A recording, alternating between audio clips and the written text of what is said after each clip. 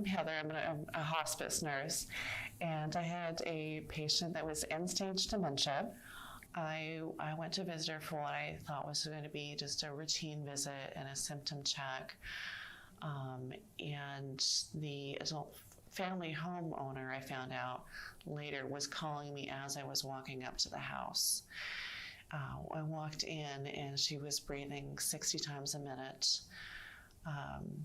Her body was tense. There was pain and fear in her eyes, and it was so obvious she was completely uncomfortable.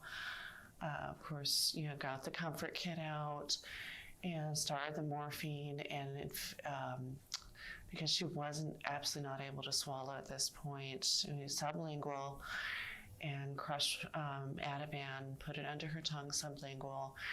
And in 15 minutes, there was no response. In 30 minutes, there was no response. I got on the phone with my nurse practitioner because this was unusual for me. So how much can we increase this? What are my parameters for continuing the morphine? Because obviously she needs more. We eventually ended up bumping it to 15 milligrams every 30 minutes. Repeated the Ativan, and in another hour there was her respirations, I think, were still in the 40s, so that a very minimal response, slightly less tense, but still you could see in her eyes she was so uncomfortable and so uncontrolled with her symptoms. By the time I'd gotten up to 60 milligrams of morphine, a milligram of Haldol, 3 milligrams of Ativan, sublingual, and she still had not had a good response.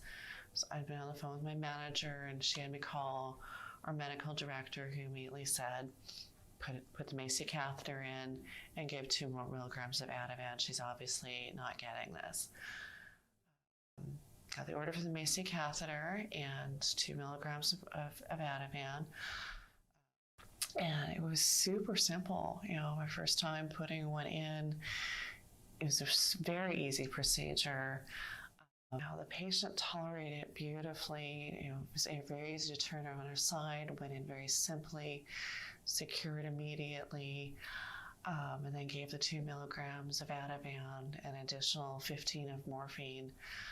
And I was standing in the doorway on the phone with my manager and talking about what are our next steps going to be if this doesn't work. And just within 10-15 minutes, just watching her whole body relax, and the respirations went down to the 20s, and her eyes relaxed. You could just see the peace in her eyes. And she finally just went to sleep and was comfortable at last.